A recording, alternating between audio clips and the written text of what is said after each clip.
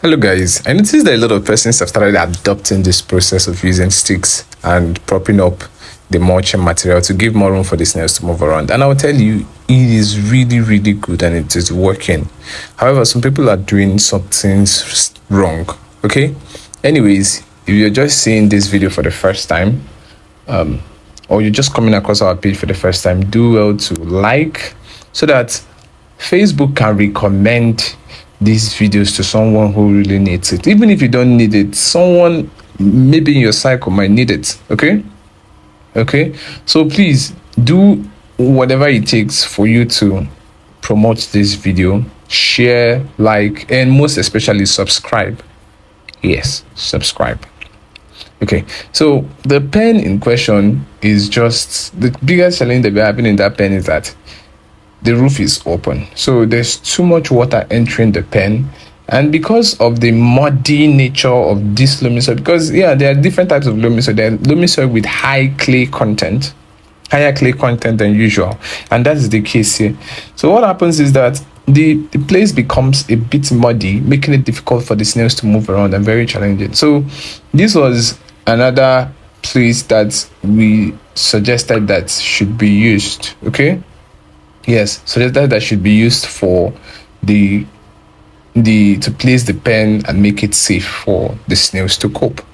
And while we were doing this, the suggestion was to, okay, what would happen is that we'll put the boards, those cardboard paper, okay, we'll put them on the roof as to reduce the heat that gets into that setup, into the place, and at the same time find a way to more like get the place to dissipate the heat. Okay, so this is the setup. You can see where it is placed. There are a lot of plantain trees. Ideally it is cool, but then because there is no roof over it and it would have been hard to place a roof over it anyways, what is happening is that the snails are drowning in their numbers. Okay, there are a lot of rain, the soil is muddy, it comes together, they find it difficult to move. It wasn't all that easy. So we were invited to do a review of the farm, and they complained about a few good reasonable amount of losses. So we just had to come in and see what we can do to salvage what is left and get it to work. So you can notice, see, the soil is packed, dense. It's looking like it's dried. It's not actually dry though. There's a lot of water in it, but unfortunately the snails find it difficult to do anything. Like, look closely, you see, they are very healthy snails. Yep. And when we did further inspection, we noticed that the infection rate was very low. I think at the end of the day we were able to get about 8 physical inspection. We thought they were infected. Okay, yeah, so that was it. And the pen sits a lot of snails. Okay, now notice I have my gloves on. Please, it would be nice if you can wear your gloves every time you're at a farm. Okay, at least to protect your own self against bacteria, one, and also to protect the snails. If you can, you'll be picking snails with your hands, do well to wear a glove. Please, I beg you, always have your gloves. If you're looking to reach out to us to help you set out your farm, you can just send us a message and you will join the community of practicing farmers. And I get this a lot. Oh, Mr. Rex, how do I join the community of practicing farmers? How can I join? The first way to join is to send a message. I think if you check the description of this video, okay, check the description of this video, you'll find the link where you can buy the training online, the farmers fast growth blueprints. Okay, you buy it, it will give you automatic access to the community of practicing farmers. And what are some of the benefits that you get as being a member of the community of practicing farmers? The first one is you go through the 5 days intensive training, and that's, you already have your study material, you already have all those, you've made the registration, but you'll be attached to that. You go through your 5 days intensive training. Now after your 5 days intensive training, you will do an induction. Now the induction is when we like introduce you to the community of practicing farmers fully, and people get to celebrate you for joining, acknowledge your presence in the community, and lastly, we attach you to a practicing farmer. Yes. Okay. Now, why is attaching you to a practicing farmer very important? A lot of people say, "Oh, Mr. Rex, I want physical training. I want physical training and all that." A good number of persons don't even go for the physical. But if you genuinely want physical training, then you can reach out to the person you've been attached to. Then they do the training for you. And it doesn't just stop there. If you're just starting out for the first time, you may be wondering, okay, where do I get my pen? Who would construct my pen? How do I know, okay, this snail is right? How do I know this? Like, the good thing is the farmer that you'll be attached would most likely be in your state. Okay, so now because they are in your state, they know the artisan that constructed their pen, and they can easily connect it to that artisan, and you're good. Okay, so that is how that's one of the benefits that I pointed out you would likely be gaining if you go through our training program. And there are a lot of them. The training is for a lifetime. So there is nothing like, oh, you're going to stay 4 months, then if you don't get it with 4 months, you'll be kicked out. No, it's for a lifetime. So what we are doing here is basically we are cleaning up the soil. Okay, we are trying to remove the old soil because it's not right. Remove the old soil, wash the pen, and after washing the pen, we're going to replace it, move it to the other section where we had already agreed that it will be. Okay, I think in the process of cleaning this pen, we found eggs. Okay, so you notice I'm using my hands to pick them, and that's because I'm wearing a glove. Ideally, you should use a spoon. Please take note before people will come for my head. Ideally, you should use a spoon, but because I'm wearing gloves and I'm trying to move them as fast as possible so we can go on with the activities that we are conducting there, it was important for me to just take it out with my hand. Okay, now a lot of things come up while we do this training. What is the quantity of water that I should put in my pen? See, as a beginner, your pen should not be always like muddy. That's why we always encourage you to go for loamy soil. Okay, don't take a pen that is very, very muddy all the time. It is difficult.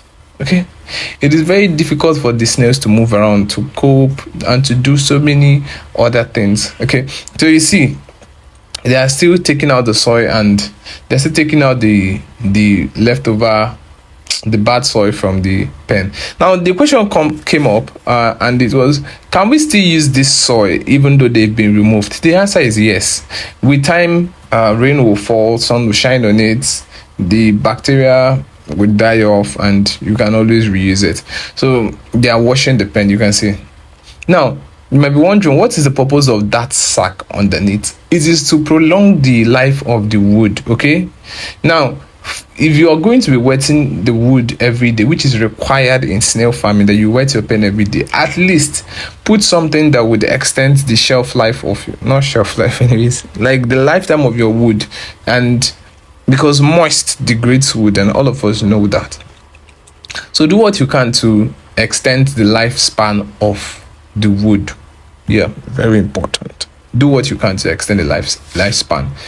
And then again, this soil has nutritional value, and you can just place them in close to a plantain tree or something. Okay, now you're wondering, the snails on the floor, are they okay? Are they not exposed? Please don't worry about them. They are perfectly fine. Okay, now I'm reacting to these videos, and we're just getting them. The mama there is the one in charge, and most of the AgroCycle staff already know her. She's the most energetic mama in the world. Now, why am I saying this? Oh, you are thinking you're old. Please don't think like that. Okay, don't think like that. Don't get to think like that. You're not too old to do snail farming. Nobody's too old. So I think the first set of pens have been moved to this location. So look at what how these things have been set up properly. Take a look at it. Now, what was the first thing that you would notice? See, they are introducing soil into this pen, which is great. But take a look. See, the snails were placed on the floor so that we could test which one is active, which one is not showing, which one is showing signs of weakness, which one is being epileptic, okay, which one is too small, are they the right types of breed, and what exactly was wrong with them. And most of them showed signs of good health. Okay, so they were fed well, they were eating well. The challenge was just that the roof was open and there was a problem. So we encourage people, please don't allow direct sunlight and direct rain into your pen, especially in the intensive system, because you need to control a lot of things. Now, as we were getting the soil, I had to spread them out to get the right thickness. And you are wondering, oh, Mr. Rex, what is the right thickness? I will just tell you, if you can dip your full finger, like your, what is it, index finger, or I think it's the index finger, dip your index finger, and once the soil can get to the palm, I don't know how you do it, but just dip your index finger into the soil and make sure it covers a reasonable depth. Okay, then you can also use a 3 inches nail. Okay, so you should be ideally 3 inches. So if you can make the thickness 3 inches, you are good to go. Yes, so that was me just trying to spread out the soil and make sure it takes up the required space. Now, did you take I think it was I wasn't able to get the consistency of the new soil. It wasn't the regular type of thing where you had all the snails. Like, it was different. It wasn't too wet, it wasn't too dry, it was loose, and you could sprinkle it over the eggs. I don't know if you get me. Yes, you could literally sprinkle it over the eggs and the snails will be fine. So we came over to the point where we had to teach them how to incubate the snails. A lot of persons think, oh, I have to dig it very deep. No. So she has a lot of eggs. She has a good number of eggs. But the question is, how deep do I incubate how deep do I make it? See, please just use your finger and just press the soil a bit to make a small space where you have to bury them. Yes, that's how it is. So look at, I told you, use spoon. Don't go and be doing you want to use your hand. Please use spoon and notice the texture of the soil. Notice it is not too wet, it is not too dried, it is just in between. Okay. I don't know how to explain this in between, but just assume it's just in between. And you see how they are carefully placing the snails into different holes that you made with your fingers. However, this is not like, if you don't do this, will it make the snails not to hatch? The answer is no. The answer is clearly no. It's no. It's just because they have very few eggs. It gets to a point where your pen grows, and some people get up to 1,000 babies in a week. Okay, if you can keep doing this thing for 1,000 babies, good for you. At least you can track which one is hatching, which row is hatching, which row has not hatched. You can do that and track it perfectly. But if you cannot track it perfectly, I would advise you can just put in so make small holes and bury them. You'll be fine. So this is the phase where we had to wash the snails before introducing them into the pen. And somebody will ask me, Mr. Rex, why would we have to wash the snails? At least, okay, to refresh them. At least to refresh them. If there's not enough reason to refresh them. Yep. So because of the deaths we've been experiencing, we encourage them to do a fruit and vegetable a meal plan alternatively for a period of 1 week. What does that mean? It means on Monday we'll be giving them fruits, just like today. We'll be giving them fruits. Tomorrow we'll focus on giving them vegetables, which include bitter leaves, scent leaves, moringa. Just chop them into bits, mix them together, and if you can squeeze them a bit to get out the juice, then serve it to the snails. It will be perfect. Now, because we are trying to mitigate, if there are any bacteria that are in the pen, it would take it out and help them build up their immune system a little bit more. That's mama cutting the pawpaw to tiny grains. Before, she would have to peel off the back of the pawpaw to, okay, so I told her not to do that because the snails would personally scrape everything and leave you with the back. So there's literally no deal. You don't get a deal by peeling the backs. No, it's not a good deal. Okay, No, it's not. So we just had to spread it individually across the pen, and don't take note. See how these things are crossed. You notice there is a water tray there. There's a feeding trough there. There are about 3 feeding troughs. Now somebody might be wondering, oh, can't I use this round this thing? Please, I will advise you, don't use the round one. Create enough room for the snails to eat. Create enough room for the snails to find food comfortably. They don't have to struggle to get to food. No, it is not right. Okay, make it easy for them. And remember, if it's easy for them, the chances that most of them will be meeting together or moving distances to eat and struggle for food and come together and become compacted reduces massively. And with that reduction, the chances that they will be able to spread infection reduces too. The standard pen measurement is 3 feet by 5 feet. For people who are interested in the pen size, is a 3 feet by 5 feet pen. Yes, and because it's a 3 feet by 5 feet pen, it can take averagely 100 snails. And if you put those sticks inside, you can take it up to, let's say, maybe 150. But ideally, 100 snail is just perfect and ideal for this setup and arrangement. Yes. Okay. Now, still on feed, there's what we call the meal plan. Okay, still on feeding, the meal plan. The meal plan is more like the list of items that you can use to replace something. So take, for example, you're doing vegetables, you're doing fruits. Now, section that we just saw is where the snail eggs are. We've covered them and gradually sprinkled soil until everything got covered. See mama doing the Lord's work. Going the extra mile, sharing the snail, the feed or the pawpaw to all the snails, and making sure that all of them had access to something. Yes.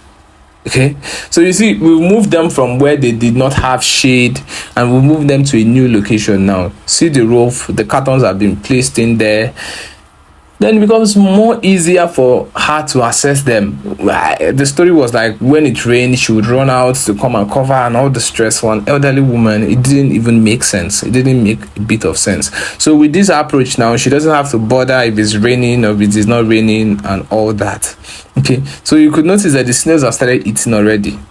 Yes, they've started eating because genuinely they were hungry. And I think we had some babies. Can you see that tiny one there? Yes. Okay. So the snails they were doing well. Just that most times they were drowning. Yes. That was one of the causes. They were probably drowning and it was very difficult. Look at that baby. Can you see? It's eating. Isn't it beautiful? I don't know if it is to you, but for me, I think it's very beautiful to see those tiny creatures grow to become that big. Okay, yes, it's rewarding. It is fulfilling to see that. So that was what we had, and the incubation pen. This is the incubation pen. Carefully take a look at it. You see, everything is covered. The soil has been covered. Use sprinkling. When I mean sprinkling, means take soil and you know how you put it. I don't know how some people have different ways of putting salt in soup. But I'll advise you, if you belong to the category of people that keep shaking their hands a bit and the salt keeps dropping into the soup, that's the same way. Take soil and sprinkle it until you slightly cover the eggs and you stop. Now, I was asked that question while we were doing the setup. Why is it important? I told them, see, in the wild, the snails, they don't have all the strength to bury so deep. So you should replicate that. Now we are trying to wash the plantain leaves, and if there might be any insects, okay, or just basically insect eggs and larvae on it so that the thing can just fall off. And then we soaked the dry leaves. Now somebody will ask me, why are you soaking the dry leaves? We are soaking the dry leaves because dry leaves tends to hold more water than the fresh leaves, and the fresh leaves tends to inhibit evaporation more than the dry leaves. So if you have to combine both of them. Notice that we laid three sticks or 3 pipes like parallel to each other, then we started crossing it. So it made it very easy for you to like spread out the mulching. Now somebody is asking me, why do we have to mulch? Do we have to mulch? Yes, you have to mulch. You have to create a system where the snail does not know what is happening outside. They cannot tell. Okay, they live in a very, very humid place, so that is what you are trying to replicate. you're not going to put them where they'll be suffering from dry out. It should be in such a way that the water that they are losing, that they are absorbing more water than they are losing. Now, dry out is a condition where snails are losing more water to the atmosphere than they are taking in. And if you reverse that process, now they're now losing more water than they are absorbing. There is a problem. There's a problem, please. So you see how we covered everything. Note, what is bearing the weight of all this mulching is those supports that we already put there. So the snails underneath there, they have the freedom to move around, go where they want to go, swim up, swim down, jump up, climb, and you don't even know. Okay, and when you want to clean, you just have to take this one. I'll take them one after the other. Preferably, I'll say soak them in water. Okay, while you soak them in water, then you go and you start cleaning, removing the leftover feeds. Take out your feeding tray, you wash it properly, and after that you sprinkle water on the snails. Now when you sprinkle water on the snails, you put back your tray, put your feed inside, refill the water trays, then you place your mulching. Remember, you have soaked them already. Take them out of water, let it drain a bit so that you don't flood your pen and pour too much water in your pen. You take them out gradually and you lay them back and you come and fill up. And that's how, like, literally that simple. That's how simple daily cleaning is. You just have to do this thing consistently every day. I don't think it's hard work. Doesn't it look good to you? Okay, for me it looks really good. Okay, that's me standing over there trying to capture the moment, to document, just for you, for your viewing sake, to make sure that you get the best. If you are yet to subscribe, please now go ahead and subscribe. If you've gotten to this point that you have not yet subscribed, go ahead and subscribe. The link to join the community of practicing farmers and to get access to our training is also attached there. A lot of persons will call me, Mr. Rex, I need point of lay. Please, I'm not the one in charge of point of lay. I don't help people procure point of lay. I just do training for the company. Okay, so I just consult for a company. Okay, so please reach out to the AgroCycle team and they will help you procure your breeder. So you notice what happened here. They are placing the fresh one on top. Okay, now the fresh one will limit the loss of water. Okay, they just had to wash it a bit, sprinkle water, full fresh, place it there, place it in the pen. See how they laid it. There's like layer upon layer, and I'll see people just use fresh one and place. Is there a problem? No, the fresh one will shall decay. There is no problem. Okay, so whatever works, just keep doing it. You know what works. See how they were laid neatly in the pen. Yes, just do it like that. Save yourself the stress. Okay, and the snails are not bearing the weight of anything. It makes it very easy. You can mulch heavily even in dry season. The snails will not know that anything is there. Look at under. Okay, thank you. Oh, good baby. See how empty the underneath is. You see.